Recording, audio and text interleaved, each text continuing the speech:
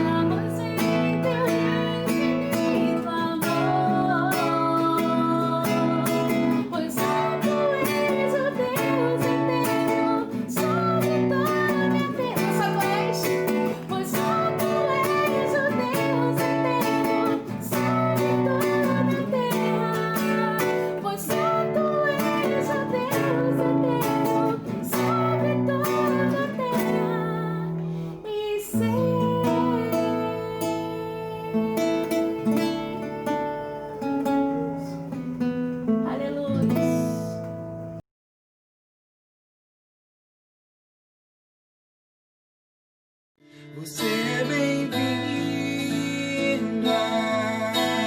aqui. A casa é sua, pode entrar, mês vazio de mim, mês vazio de mim.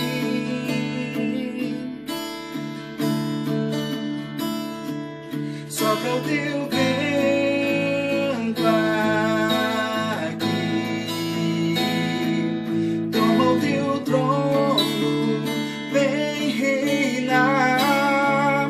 Nós queremos te ouvir.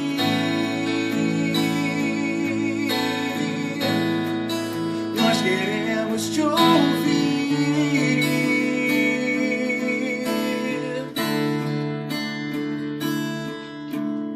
Essa casa é sua casa, nós deixamos ela pra você, Jesus.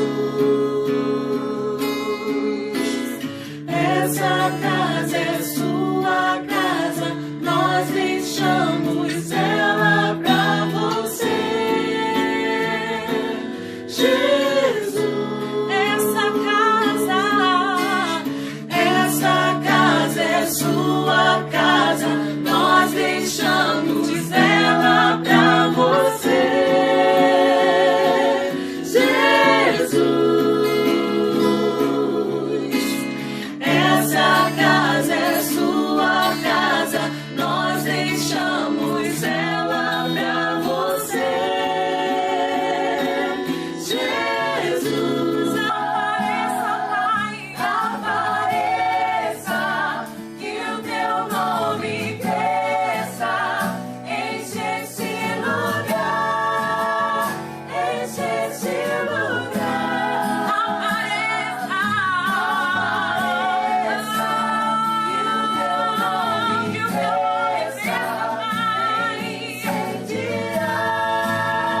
vem me incendiar.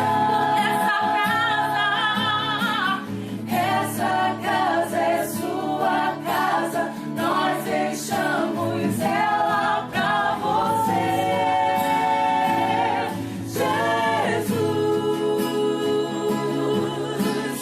Essa casa é sua casa, nós deixamos ela pra você, Jesus. Essa casa é tua, Pai. Essa casa é sua casa, nós deixamos ela pra você, Jesus. Essa casa é tua, Henry. Essa casa é sua casa, nós deixamos ela pra você, Jesus. Apareça, apareça, que o teu nome cresça, enche esse lugar, enche esse lugar. Apareça, que o teu nome cresça, vem me incendiar, vem me incendiar.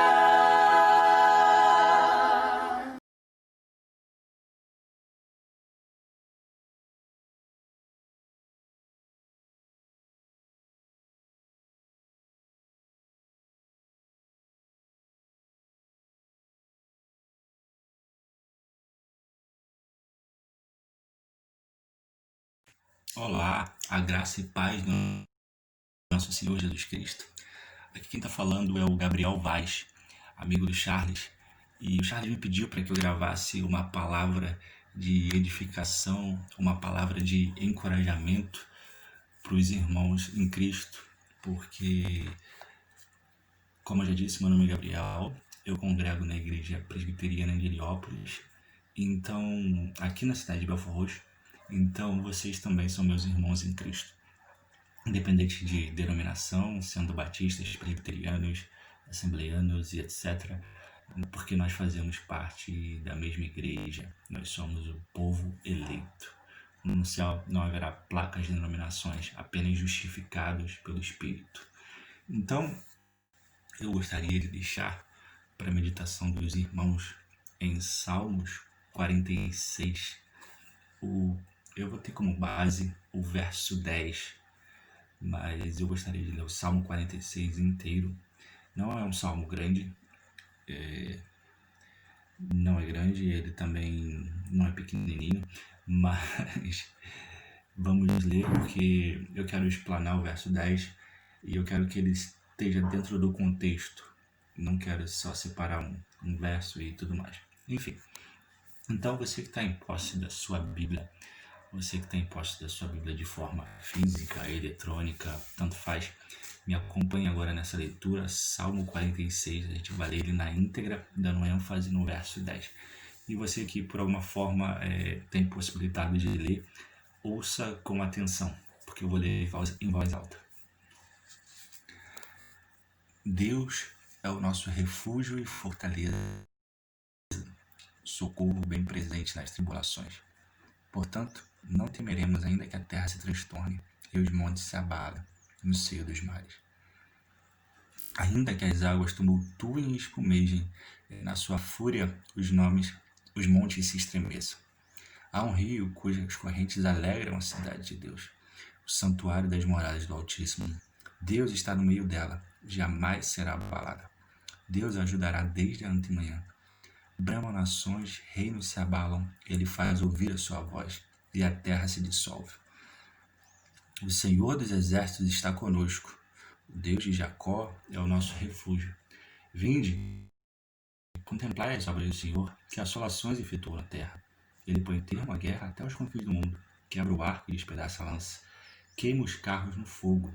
Aquietai-vos e sabeis que eu sou Deus, sou exaltado entre as nações, sou exaltado na terra. O Senhor dos exércitos está conosco, o Deus de Jacó é o nosso refúgio. Agora eu vou repetir o verso 10.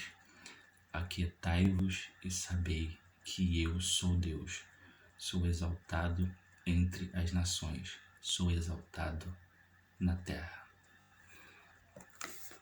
Antes de começar a explanação do Salmo, eu gostaria de fazer uma oração. Então você que está me ouvindo, você que está me vendo, de alguma forma, feche seus olhos e me acompanhe nessa oração, nesse momento. Senhor Deus e Pai, muito obrigado por estar tendo a oportunidade de explanar a Tua palavra, Senhor. Mesmo distante, Pai, nós sabemos que a Sua palavra ela encontra formas de florescer no coração do homem, porque é uma palavra de esperança, Pai. Assim como o apóstolo Pedro disse, para a gente estar pronto para dar razão da nossa esperança, aqui estou nessa manhã, Senhor, dando a razão da minha esperança, Pai. Não é uma esperança, Senhor, que foi colocada por mãos humanas, mas uma esperança que foi colocada pelas Suas mãos, Pai. Sabemos, Senhor, que nesse mundo caótico precisamos que a esperança floresça no nosso coração. Mas não é qualquer esperança, não é qualquer paz, é a Tua paz, Senhor. É a paz que o mundo é incapaz de dar. É a única e verdadeira paz, Senhor. Então, nessa manhã, Senhor, eu oro para que a esperança floresça no coração dos homens através da explanação da Tua palavra. Em nome de Jesus. Amém. Então, dá um golezinho no café aqui. Antes de prosseguir. Antes de continuar a explanação do Salmo, propriamente dito, eu queria contar uma história que serve para ilustrar. Eu fazia um curso de elétrica veicular em Deodoro, no SESC Senat de Deodoro. E eu tinha um professor que ele era bem avançado em idade, ele era bem velhinho mesmo, bem avançado em idade. E muito sábio, por sinal. Ele dava aula de elétrica, de circuito e tudo mais. E ele estava contando uma vez para a turma como foi a forma que ele se formou, a forma como ele obteve alguns de seus certificados de elétrica lá. Ele dizia que a forma pelo qual ele conseguiu isso era fazendo o curso em São Paulo. Até aí tudo bem, em outro estado e tal. Mas quando ele disse que ele fazia esse tipo de curso através de cartas e não presencial, eu comecei a pensar. E enquanto ele falava, eu ficava pensando. E ele dizia que as provas, as apostilas, Tudo ele fazia, eu mandava para São Paulo e esperava, esperava, esperava. A gente sabe que os nossos sistemas de telégrafos e correios não é um dos melhores do mundo, né? Então, possivelmente, muitas vezes, as cartas e as correspondências demoravam e demoravam. Isso quando não eram extraviadas, porque acontece. E essa era a única forma que ele tinha de fazer aquele curso em específico, porque não tinha no Rio. A certificação que ele queria não tinha no Rio, era só em São Paulo. E a forma mais prática, ao invés de ir para lá, era através de cartas. Não tinha uma plataforma online, não tinha Udemy online aí, não tinha ensino EAD à distância online. A internet, na época dele, era sonho, era usado somente por militares, e olhe lá. Então, eu me pus a pensar. Às vezes ele esperava 2 meses, fazia uma prova e esperava o resultado durante 2 meses. E eu comecei a meditar nisso e parei para pensar que hoje em dia isso seria inconcebível. Porque na geração dos meus pais e na minha geração, as coisas já começaram a mudar. A gente nasce, começa a nascer dentro de um paradigma tecnológico em que as redes sociais, a tecnologia, as redes sem fio já estão muito avançadas. Começou na época do meu pai e até o momento encontra o seu auge na minha geração. Por que eu digo isso? Porque no tempo dele ele tinha que esperar 2 meses para prova dele chegar. E na época do meu pai, e na época dos meus pais, na minha época, as coisas são simultâneas.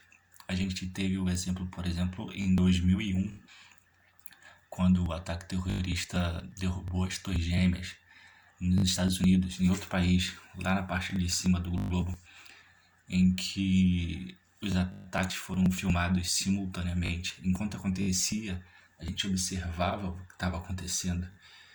E na hora. A guerra do Iraque também foi a mesma coisa. Foi praticamente filmada inteira uma guerra, o que era inconcebível há muito tempo atrás. Hoje, por exemplo, você tem um exemplo do Twitter, a rede social que as pessoas mandam as notícias de forma simultânea, na hora. Julgamentos, você pode ver julgamentos sendo descritos em tempo real do Twitter, enquanto os jornalistas fazem as coberturas e etc, etc e tal. Por exemplo, há um tempo atrás você tinha que ir atrás da notícia. Você ia na banca de jornal e você ia lá buscar pela notícia ou ouvia pelo rádio. Você tinha que ter um aparelho de rádio em casa e tudo mais.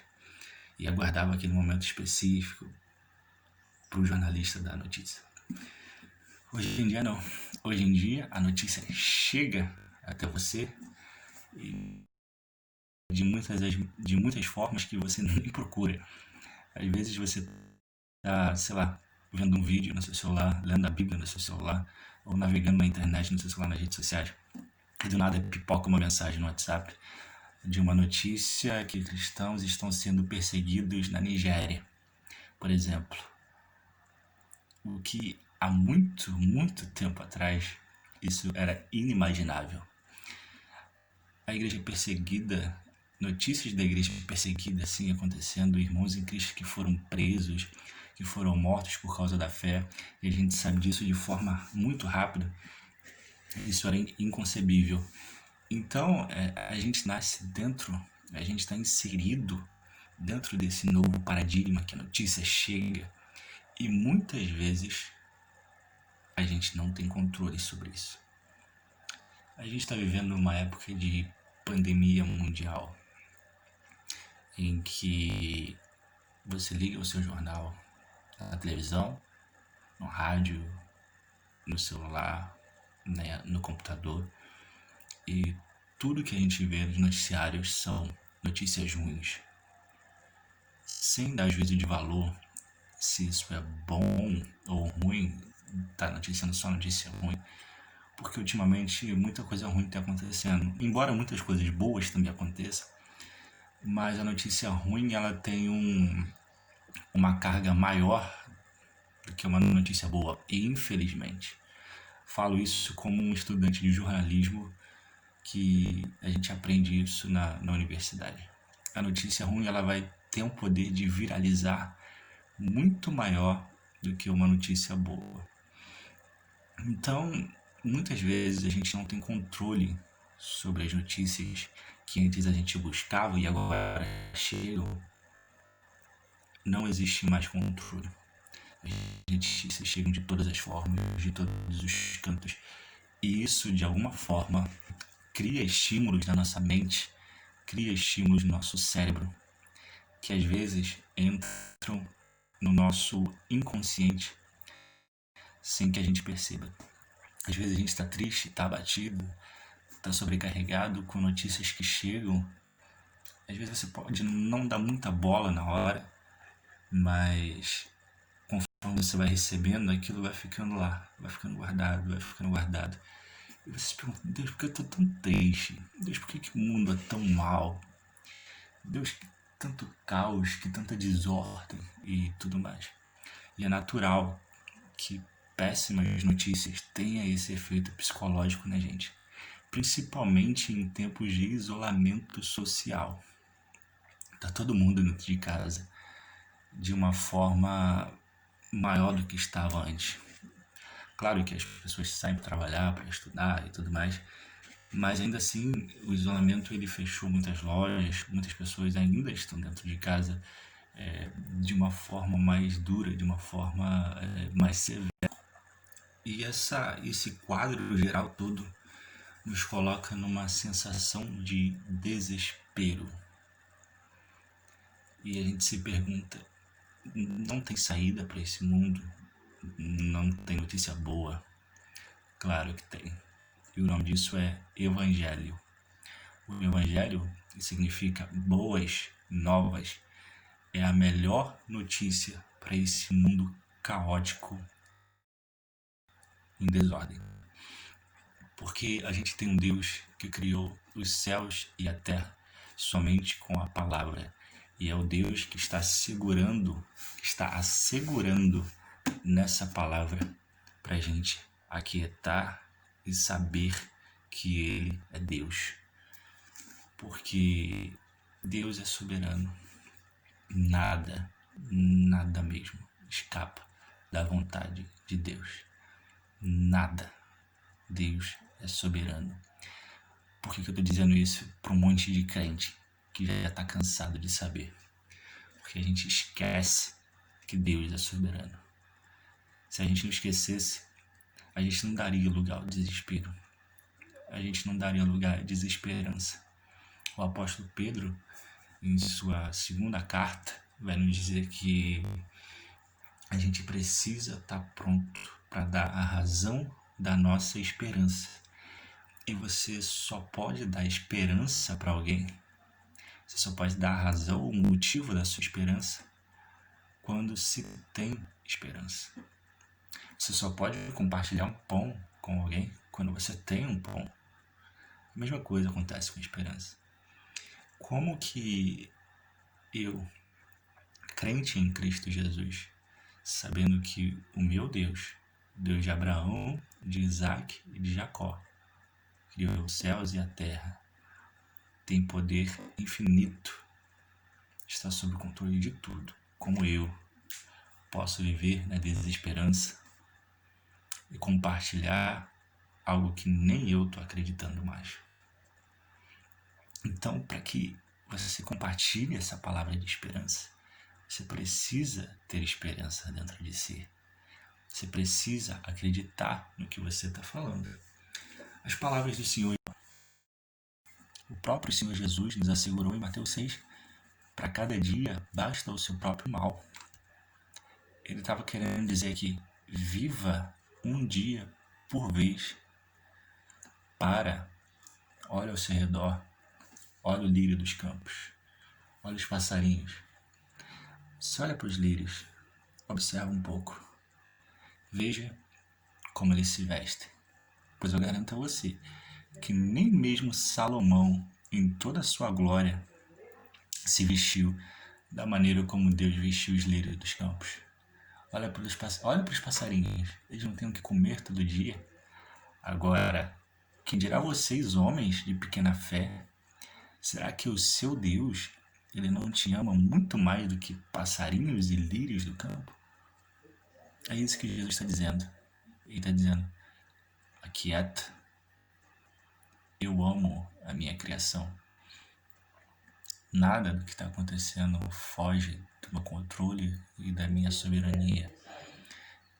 O Senhor é soberano sobre todas as coisas.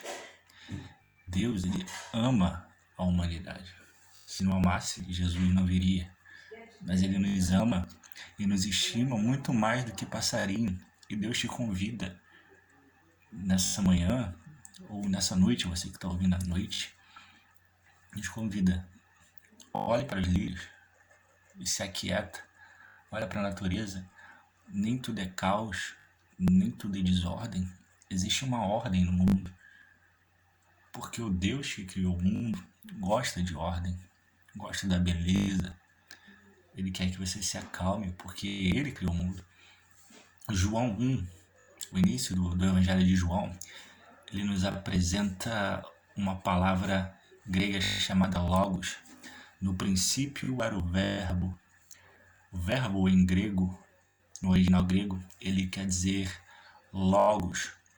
Logos significa razão, ordem, ciência, conhecimento e tudo mais. Ele está dizendo aqui que Jesus, ele é a ordem do mundo. Ele é a razão pela qual tudo existe e tudo subsiste nele.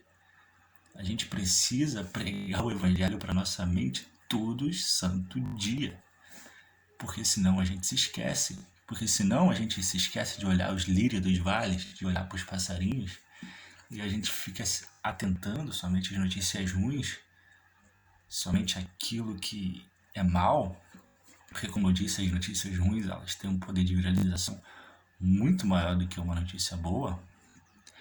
Mas essa notícia boa que eu anuncio aqui não é uma notícia boa produzida pelo G1, pelo UOL, pela Folha de São Paulo, pelo Meia Hora, pelo Extra, por qualquer outro veículo, por qualquer outro meio. Notícia boa que eu anuncio aqui é uma notícia eterna. É uma notícia que não vai ficar velha amanhã e nem depois, e nem depois. É uma notícia eterna de que Cristo tem tudo sob controle. Aquietai e sabeis que Ele é Deus.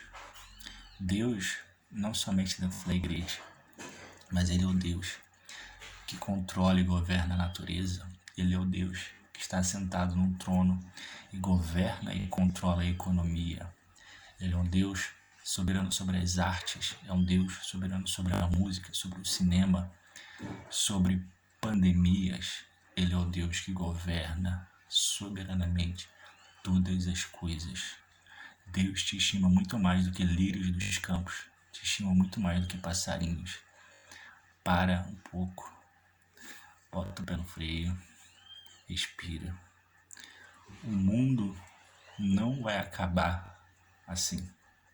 Calma. Jesus está no controle da tua vida, do teu mundo. Tem um pastor que ele diz que, Josemar Bessa é o nome dele, ele diz que Deus nos deu o sono para nos mostrar que Ele pode governar o mundo sem a gente. Porque enquanto você dorme, o mundo continua. E Ele fez isso para mostrar pra gente que Deus, Ele governa o mundo com ou sem você. Mas ainda assim, em sua graça e infinita misericórdia, Ele quer que a gente participe da criação. Ele quer que a gente haja.